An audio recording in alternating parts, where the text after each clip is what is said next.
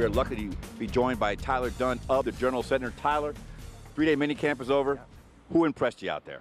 You know, looking at it, I think Desmond Moses on defense stands out. An undrafted outside linebacker out of Tulane, transferred from Iowa, had some things come up there. But for him to be an undrafted guy and to get those first-team reps at right outside linebacker kind of speaks volumes. Obviously, Clay Matthews was sitting out, but he was ahead of Eric Walden. So keep an eye on him come training camp for sure. Now, how about some of the rookies that the Packers drafted? What guy do you think is going to make the most impression out here? Jarrell Worthy. And it's hard to tell without the pads on, because for these defensive linemen, when the pads come on, you can see how they work, you know, in the trenches, shooting gaps and all the responsibilities. But right now, you can see he's big, he's quick, and he can get after the quarterback. That's what this defense needs. They really missed Cullen Jenkins last year. And how about Nick Perry? Now, here's a guy who's going to have to switch positions. I mean, it may be a while before this guy can really pick up this defense. Yeah, I think that's a big switch. You cannot underestimate how it is to move up into a two-point stance. I mean, he was with his hand in his dirt throughout college at USC. It's going to be a transition for him, and he's another player. Let's see how he does when the pads come on, because it's definitely going to be totally different from what he was accustomed to at college. Yeah, I think one of the biggest concerns is at the secondary. You know, Nick Collins is gone, and now you've got Morgan Burnett's going to try to range the safety, and they got MD Jennings. You got a bunch of names back there.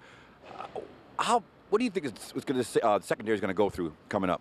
I think safety's the big spot you have to look at. What do they do there? You know, Charles Woodson talked about his role this week, and it's probably going to be very similar to what he did last year.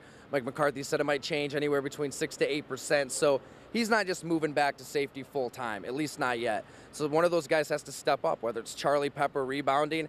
He's played over 900 snaps in each of the last 2 years, so his experience probably gets him in the starting role next to Burnett, at least initially. But Jerron McMillan out of Maine, big-time hitter in college. MD Jennings, really smart guy, diligent, undrafted a year ago, more experienced. I think both of those guys could have an opportunity to start if they can bring it in training camp. You nice something on Tramon Williams. I mean, this guy played hurt.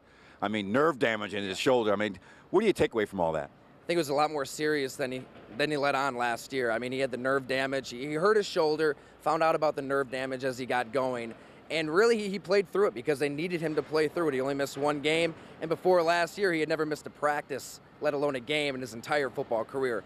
So he played through it. Now he needs that nerve to regenerate. That can take up to a full year. So that hopefully by week 1, he hopes, he'll be 100%. Right now, he's a lot stronger. Could not even bench press 30-pound dumbbells last year. He's back up to 80. So he's stronger, still not 100%, though. They need him to be that press cover cornerback to take on those number 1 receivers they're going to see, because for that defense to work, he needs to be himself. He's Tyler Dunne, bringing it strong out here in Green Bay. I'm Rod Burks with the Packers on minicamp.